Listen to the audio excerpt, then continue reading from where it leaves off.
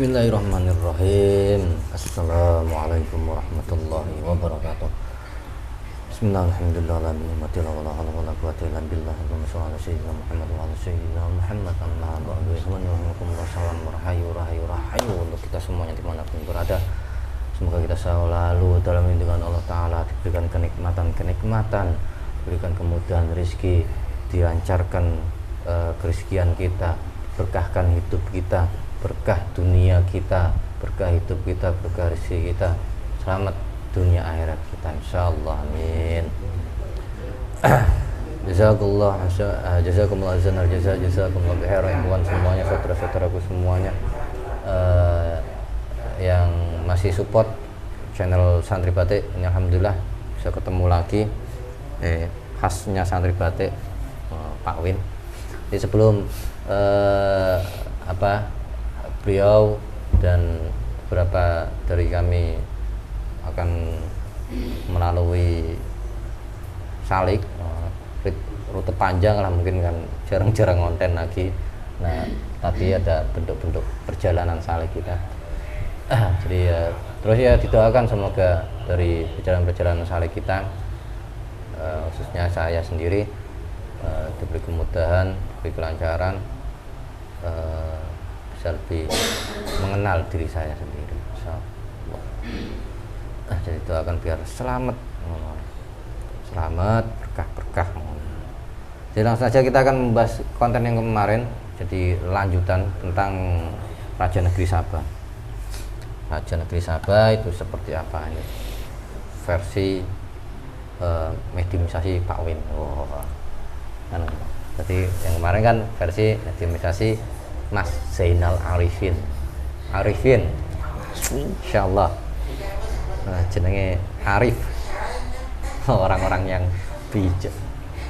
Coba ki mediuman di cilikna suarane, di cilikna mlebu kene repot. Di cilikna angel-angel tutuk wae.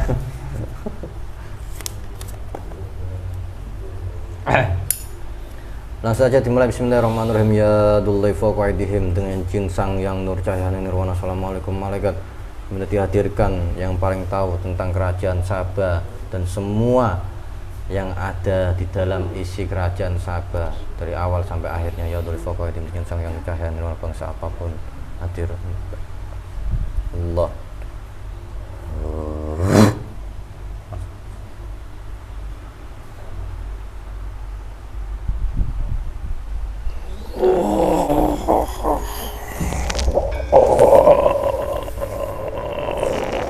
Penyusupnya hancurkan fayakun, selainnya itu yang sama, masuk semuanya pecah, hancurkan fayakun.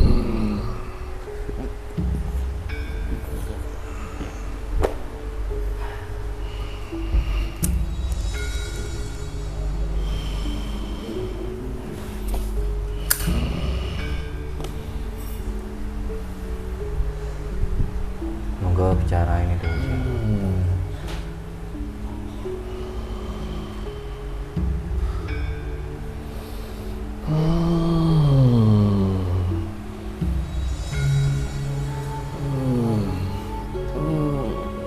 Caranya bahasa manusia, bahasa yang saya pahami. Iya.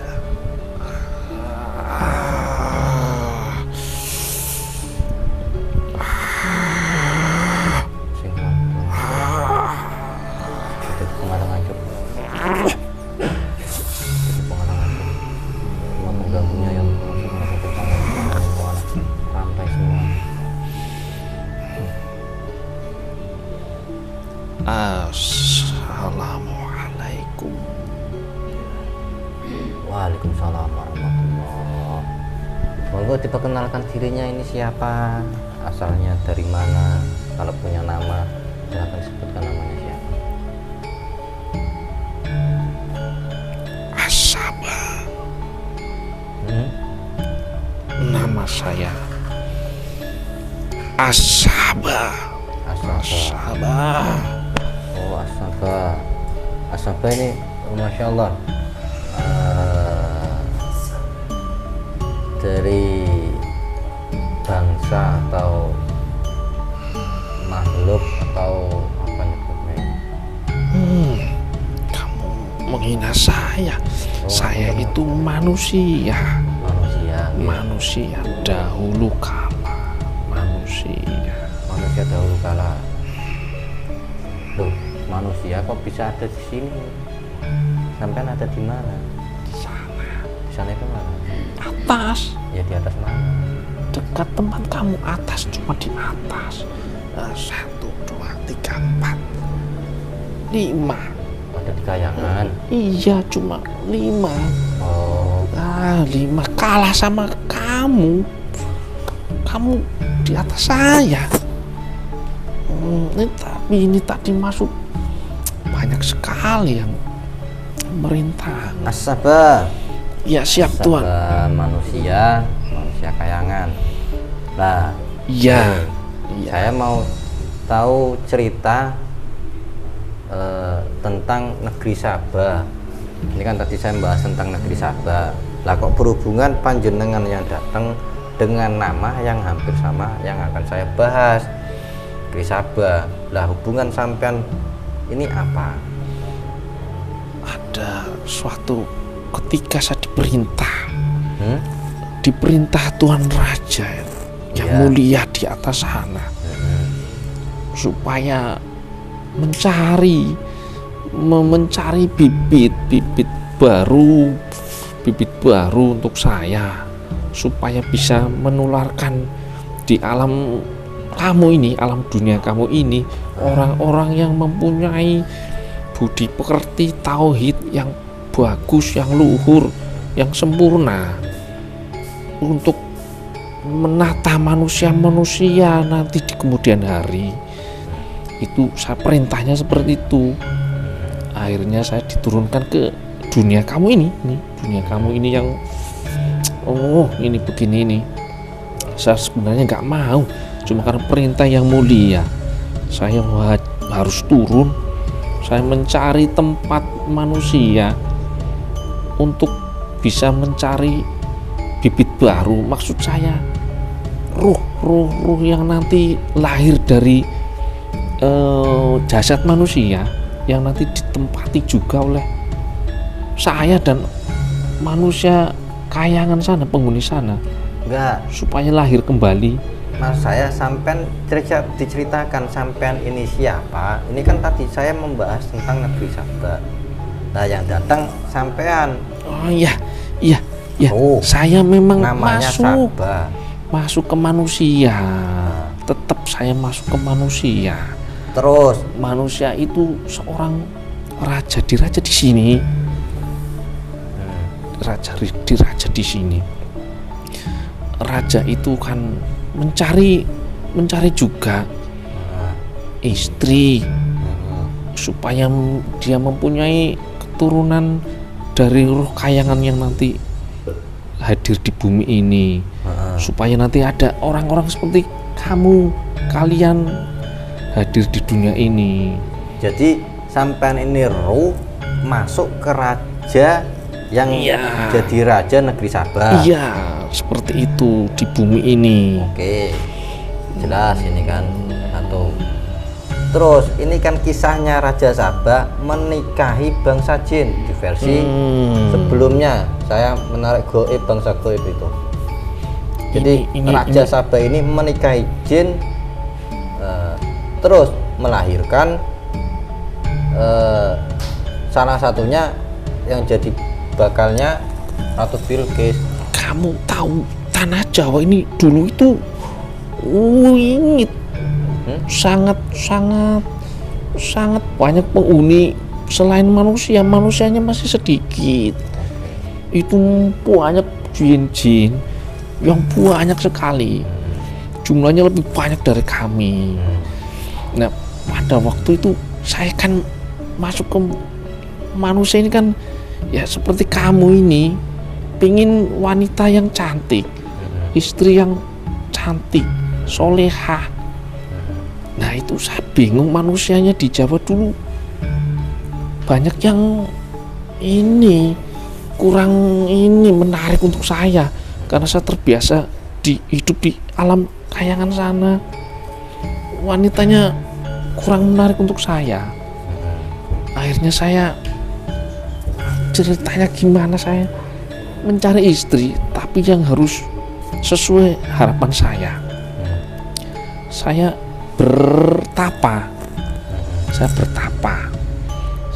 bertapa, disuruh bertapa di suatu tempat, di sebuah lembah.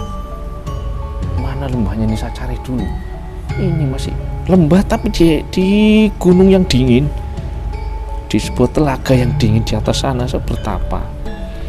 Habis itu saya didatangi, ya sebenarnya itu teman saya di atas sana, bilang kamu harus masuk ke alam jin, masuk ke alam gaib untuk mencari wanita yang sesuai impian saya. Masuklah saya ke alam gaib itu.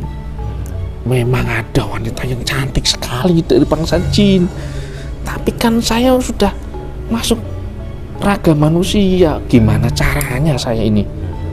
Akhirnya saya punya sayembara untuk semua rakyat saya, untuk wanita-wanita. Barang siapa yang bisa menjadi istri saya harus menjalani sebuah lelaku. Itu lelaku yang sangat panjang. Kalau kamu mungkin sekarang puasanya mungkin 40-100 hari, lah itu bisa lama sekali. Lama itu sampai berapa ratus hari itu, sampai 1000 hari. Kenapa saya minta seperti itu? Karena ternyata wanita jin idaman saya itu bisa masuk ke raga manusia jika manusia itu, maksudnya wanita manusia yang punya raga, kalau wadah itu bersih dari nafsu. Ininya apa ini, tempatnya ini ada bersih, dia bisa masuk. Lah itu saya mencari itu sayembara. Alhamdulillah ada satu yang berhasil. Wanita yang orang Jawa sini, tulen, dia bisa melakukan syarat saya itu. Akhirnya masuk itu impian saya, wanita bangsa sana itu, bangsa gue masuk ke raga dia. Oh, jadi ini bangsa jin yang tinggal di Kayangan apa orang? Itu tadi yang dimaksud saya masuk ke gue itu, saya ke sana lagi. Ternyata disuruh naik ke tempat para bidadari yang tersembunyi. Saya nggak bisa masuk. Ternyata disuruh ke sana, suruh milih. Saya ini nggak tahu. Nah itu bisa ditarik, dia bisa turun masuk ke raga manusia itu. Itu ceritanya saya akhirnya menikah dengan istri saya itu. Akhirnya menikahlah kami. Saya raja, dia permaisuri saya. Nah, terus ini ada juga kisah yang ditakwil itu, kalau apa namanya, putranya Raja Sabak, kalau lahir putra ini meninggal sampai yang terakhir ini keluarnya iya itu putri Ratu Bilqis. Itu putri kesayangan saya. Ada sekarang. Enggak, maksudnya ini secara iya. Kebenarannya seperti apa, atau kisahnya dari sampean ini bagaimana? Iya, itu putra saya. Istri saya didatangi putra-putra saya di Kayangan sana, ikut masuk, ingin mengikuti saya. Ya mereka akhirnya ya memilih yang ada hubungan dengan saya, hubungan batin dengan saya, masuk ke anak-anak saya yang dikandung istri saya. Nah setelah lahir itu ya mereka pulang lagi. Setelah umur anak-anak itu, mereka nggak betah di dunia ini, sudah terbiasa hidup senang di sana. Akhirnya sebelum balik mereka pulang, dipanggil pulang. Ya meninggal. Kalau manusia ini meninggal. ya nggak apa-apa, saya ya sedih secara manusiawi, saya sedih, tapi secara saya rohani saya ya itu memang mereka pulang, saya nggak bisa melarang.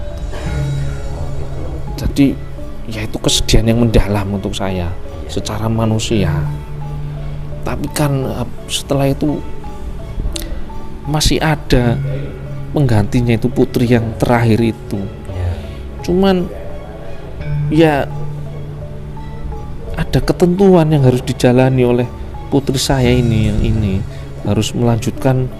Dulu saya nggak tahu, dulu saya hanya diberitahu ini turun ke bumi tidak bisa pulang sebelum melakukan tugasnya, itu untuk putri saya.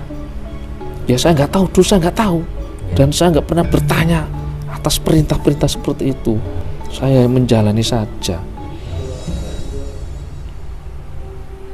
Nah terus bagaimana ini kisah tentang Ratu Bilqis ini yang katanya separuh jin separuh manusia? Ya itu sama seperti saya.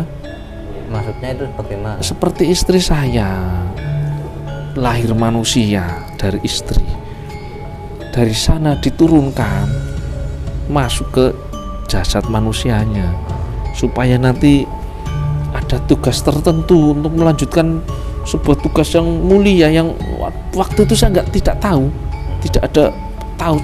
Yang penting itu putri kayangan turun, udah masuk, sudah ada jatahnya di bumi ini untuk melakukan tugas sampai akhir zaman nanti, sampai ada tugas-tugas yang tertulis di kitab-kitab kamu, katanya seperti itu. Nah terus yang memperkuat kenapa kok sampean bilang negeri Sabda ini ada di Jawa atau ada di Nusantara ini, yang memperkuat itu apa? Pak, bagaimana kamu tanya hal yang sudah tertulis? Loh, ya tertulis gimana maksudnya? Itu sudah diceritakan dari zaman ke zaman, di kitab-kitab kamu, di kitab-kitab sebelum kamu, pendahulu kamu, itu sudah ditulis semuanya. Negeri kamu ini negeri yang sudah ada di sana, di alam sana itu sudah ada gambar-gambarnya. Bahkan para dewa dulu, sama dewa-dewa, para orang-orang langit berebut untuk ingin turun di ini tempat kamu ini, turun di negeri ini, karena ini nanti timbulnya sesuatu yang luar biasa ini di sini. Asal zaman, akhirnya zaman ya di sini, di negeri kamu. Kamu kesana, ke tempat saya ini, kerajaan saya bekas sana. Itu ada dasar lautan di sana. Itu tempat saya dulu itu. Itu letaknya di mana kalau untuk saat ini? Dekat dari tempat kamu ini, tinggal berjalan, bukan berjalan, tinggal ke sana. Itu ada dasar laut di tempat saya itu. Karena saya dulu itu ada ini, kami dulu dihancurkan itu putri sebelum saya, ada generasi yang dihancurkan di situ karena tidak beriman. Itu dibalik, itu dibalik sama air laut masuk. Itu untuk azab untuk orang-orang di negeri saya dulu. Sudah pernah kami ditimpa seperti itu. Iya. Yang memperkuat tadi lah, memperkuat selain hal-hal tadi, apa namanya, untuk di zaman saat ini. Kalau condongnya menurut takwil para salafun saleh, negeri Sabda itu kan itu luas sekali Raden. Dari ujung sana sampai ujung sana. Cuma pusatnya di situ. Luas, kerajaan kami sangat luas. Salah satunya wilayahnya itu sampai ujung laut sana, ujung laut sini. Tempat kamu ini wilayah saya juga. Makanya dulu ada sebuah aliran sungai ini sampai tembus ke sana. Ada dulu. Cuma sekarang sudah tertutup zaman. Dulu ada sampai sana. Ada sebuah dataran, lembah lembah ini diapit 2 buah gunung. Gunung yang besar, gunung berapi. Itu saya dulu di situ. Ditenggelamkan juga di situ dulu. Tenggelamkan juga di situ. Dulu kaum kami ada yang ditenggelamkan. Itu dulu sebelum ada saya. Oh, berarti kerajaan Sabah ini ada beberapa generasi? Iya, saya termasuk yang terakhir. Oh, sampai yang terakhir. Saya terakhir. Oh, jadi sebelum ada sampean ini udah pernah Ada kerajaan-kerajaan yang besar. Namanya Sabah. Cuman bukan Sabah, masih ada saya as-Sabahnya. Ada beberapa kerajaan sebelum saya. Tapi masih tersangkut paut ke saya. Saya generasi yang terakhir ini. Loh, yang sampai ceritakan kerendam ini, gulung ini Sabah. Sebelum saya, sebelum pendahulu saya, itu pelajaran untuk mereka itu. Nah, setelah itu kami membangun lagi dengan keimanan. Itu maksud saya diturunkan dulu itu seperti itu. Membereskan kaum sini yang mulai menyembah yang tidak penting-penting itu. Kami harus menyembah Allah. Dulu sebelum saya itu rusak. Terus ini kan dalam dinukil juga bahasanya ada kesombongan yang tertanam di putri ratu anak saya. Ya itu nak. Saat ada risalah Nabiullah Sulaiman datang. Itu nak, maksud saya seperti itu nak. Setelah saya berjuang berpuluh-puluh tahun, sampai anak putra-putra saya mau meninggal, saya berhasil mengembalikan lagi. Sambil saya bilang tadi membangun kembali kerajaan itu, seiring putri saya besar. Karena saya sudah termakan usia manusia, tetap saya harus pulang. Saya dipanggil pulang. Tugas saya selesai. Sudah selesai membangun kerajaan yang megah, kolam, akuarium, kebun-kebun, taman-taman yang mirip-mirip taman surgawi itu. Selesai. Anak saya besar, saya pulang. Itu anak saya, putri saya mulai lupa. Karena ini kami dulu pasukannya bukan hanya pasukan manusia nak. Pasukan kami bangsa jin juga menjadi pasukan kami. Saya mewariskan itu ke putri saya. Itu makanya putri saya menjadi sedikit mulai sombong. Bahkan rakyat kami yang manusia mulai sombong. Karena sering melakukan sesuatu yang melebihi nalar manusia. Karena sebagian pasukan saya itu dari bangsa jin.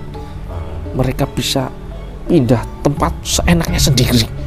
Mau kemana-mana tinggal panggil prajurit pasukan yang jin, sampai panggil lagi sampai. Itu kesalahan saya karena membuka kunci-kunci untuk menaklukkan bangsa jin. Itu kesalahan saya dahulu. Sampai putri saya pun sombong dengan kemegahan kerajaan kami. Itu jadi yang merintis itu awalnya ya sampean ini. Ya, saya wariskan ke putri saya. Sampai mulai hilang tauhidnya hilang. Dia menyembah matahari yang besar itu, disembah. Dikira itu cahaya matahari itu Tuhannya. Padahal saya tidak mengajarkan itu. Saya hanya mengajarkan nurnya Allah, nur, bukan cahaya matahari. Cahaya di atas cahaya, bukan itu ya. Saya tidak, itu kesalahan saya dahulu yang saya sesali sampai sekarang. Walaupun sudah ada tobatan seperti sekarang, saya sudah masih terngiang-ngiang itu kesalahan itu. Mungkin sudah cukup. Terima kasih. Nah, biar saya jabarkan setelah ini. Terima kasih nak. Ya. Saya langsung pulang nak. Ya, monggo. Terima kasih. Ya. Assalamualaikum warahmatullah Tuan Pangeran.